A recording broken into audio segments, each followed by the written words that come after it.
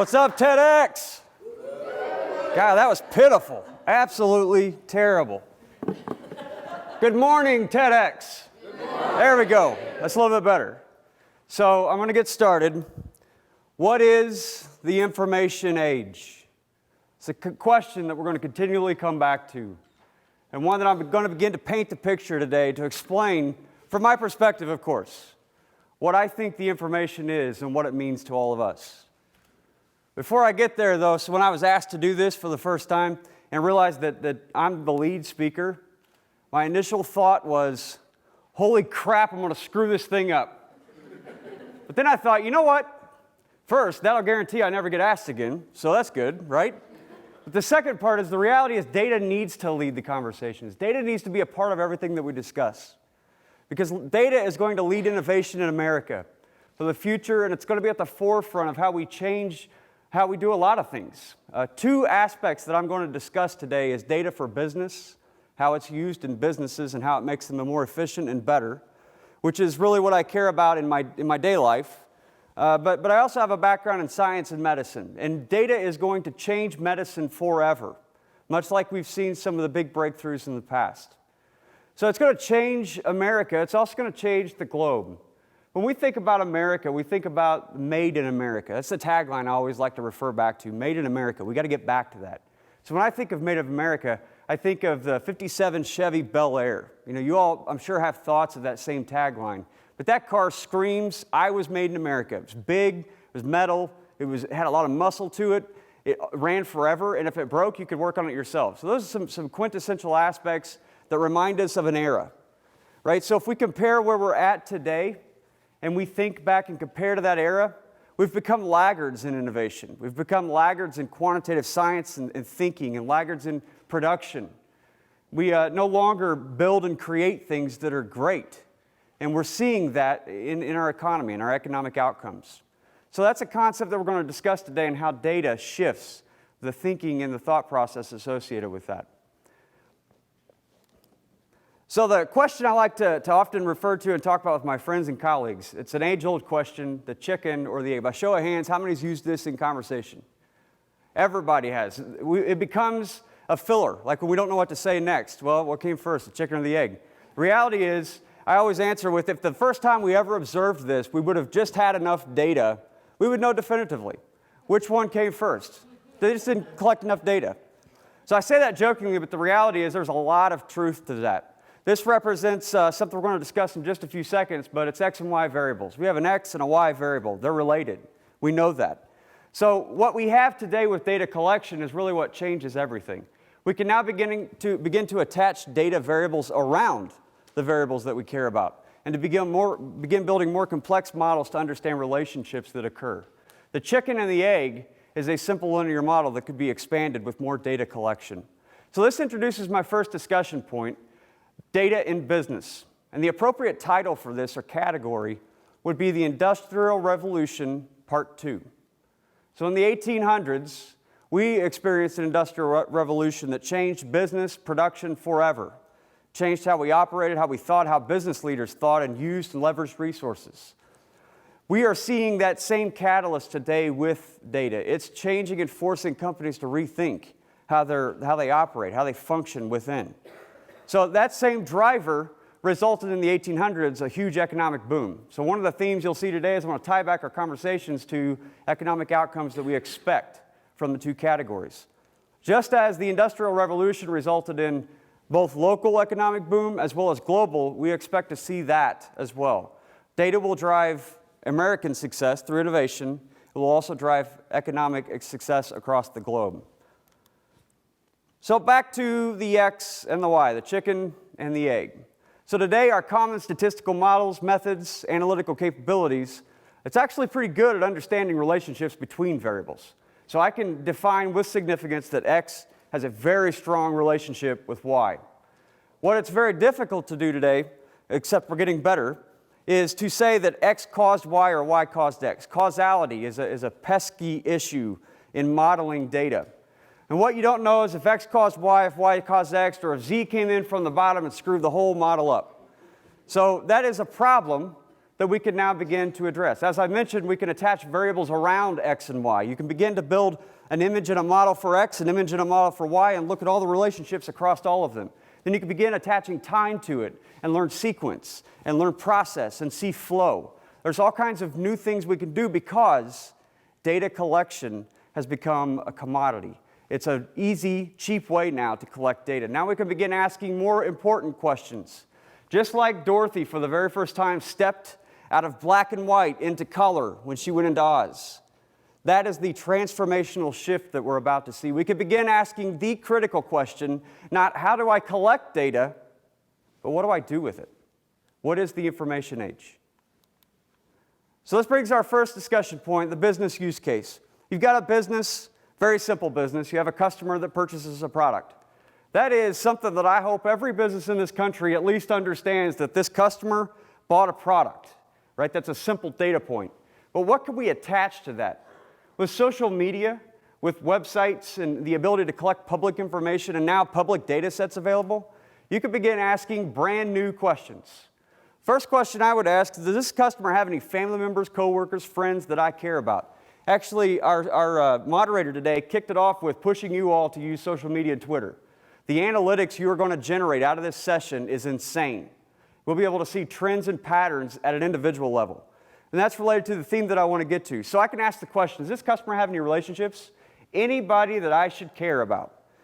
Then you begin to build an image, a graphic, a picture, a visual, where you can relate those people that you've identified. You've gone out to social media and you've combed and mined all those people in. You're using external data sets and you're bringing them in and relating them to your customer of choice.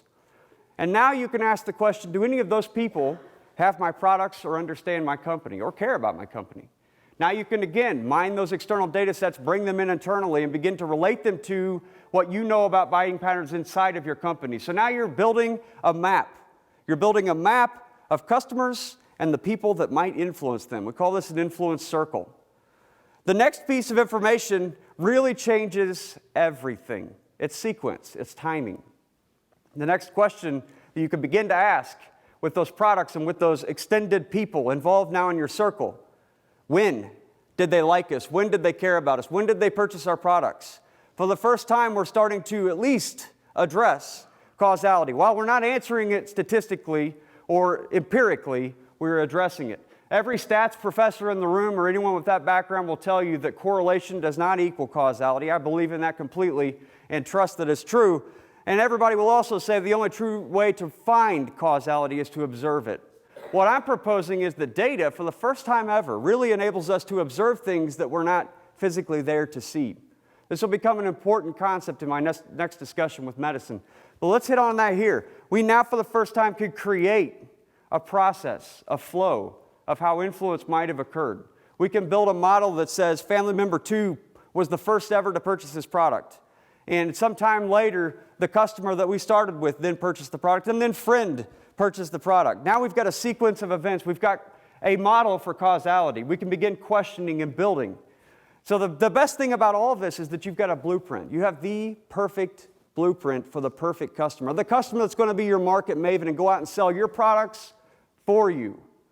That is every company's dream. And it's all enabled by data if you're capturing, collecting, and structuring. So this is a premise that improves businesses. It improves them in two ways. One, revenue. Or you could grow revenue with this very simply. It's a great way to do it. Second, you can grow revenue efficiently. So today, a lot of organizations dump massive amounts of money into sales and marketing. And in the future, they could plow that back into more profitable areas if they could lean down the costs associated with building revenue. So this creates an efficient organization that's growing both revenue and growing profits. So that's huge. Many of you, I'm sure, are business folks in the room. You get that. That has economic impact. Revenue means that people are buying your products. That means that consumption is occurring. Well, those of you that are business background, economics background, or just watch the news, that means that consumption leads into GDP and GDP grows, right? That's a macro indicator. We've all heard the news commentators, anchors, and pundits talk about how the macroeconomic indicators are moving. They don't have a clue what they're talking about. I'm telling you that this is a leading indicator to GDP growth. That is one concept. The other concept is that the business is now profitable. They've made money. What do they do with it? What do they do with that dollar? Well, they're going to do a couple of things. They do many things.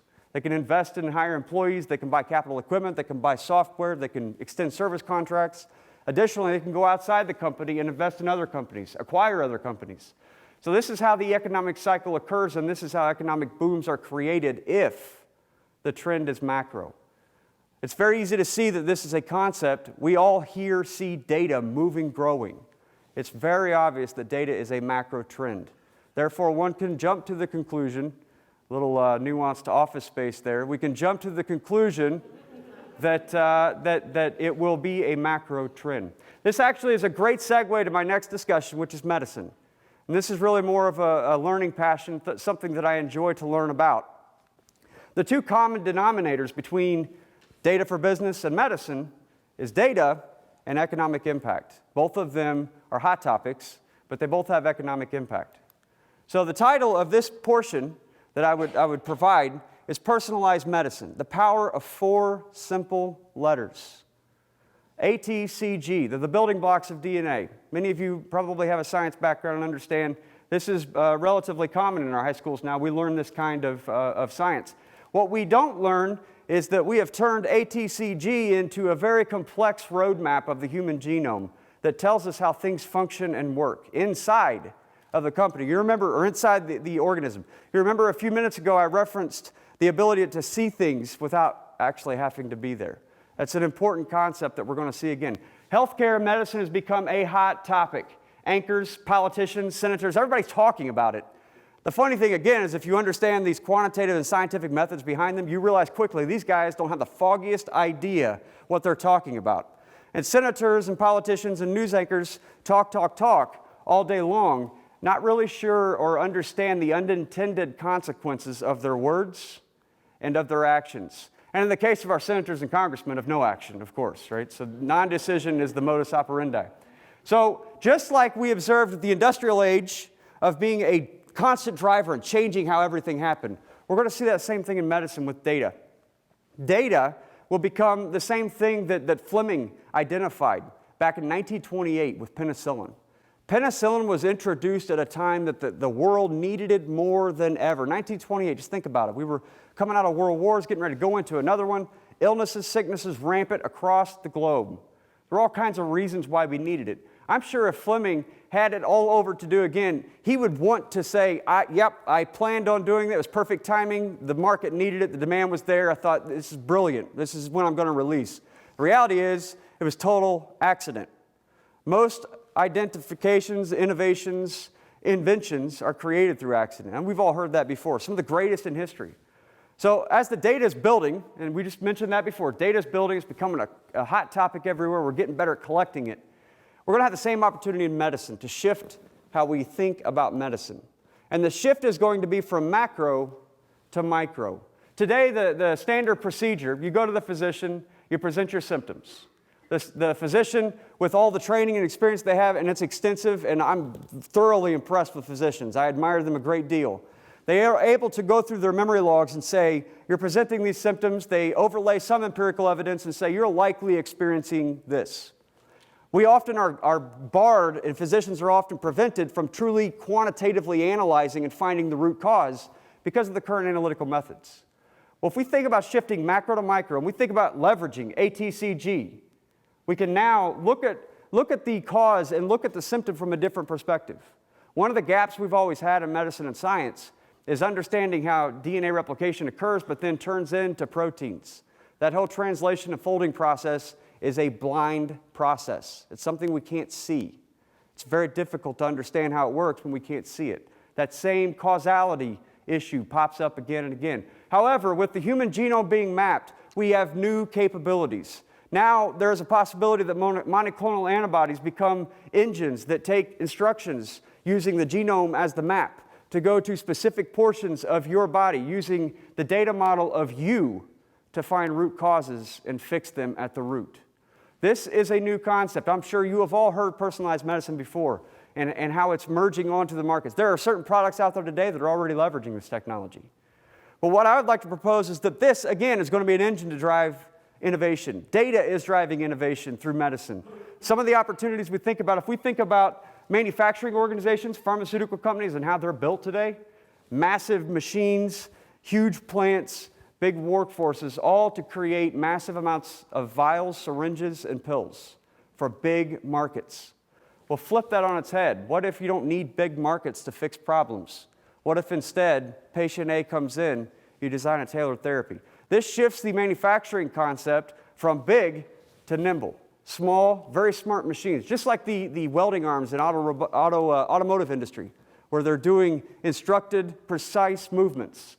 The machines of the future for pharmaceuticals will be along that same line, where they're intelligence centers. You're feeding them instructions, and they are guided by a team of scientists and physicians to create tailored, nimble outputs, and many of them. So that's a major shift, a major entrepreneurial opportunity. The next that I would imagine might hit all of us personally is when you go into your healthcare provider or your hospital, and instead of presenting symptoms, you just get scanned. Right? It takes an hour, maybe.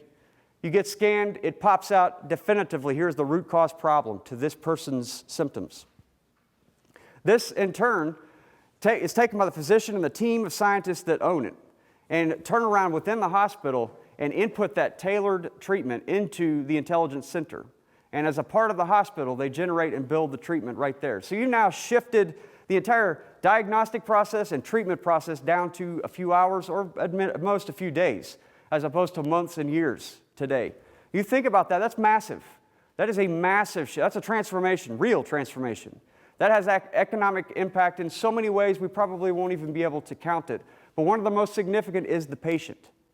The patient lives longer in this scenario because you're fixing root causes. Not only does he or she live longer, they live a more productive life. That means they are producing longer, they are spending longer, they are earning revenue longer, they are paying back taxes longer.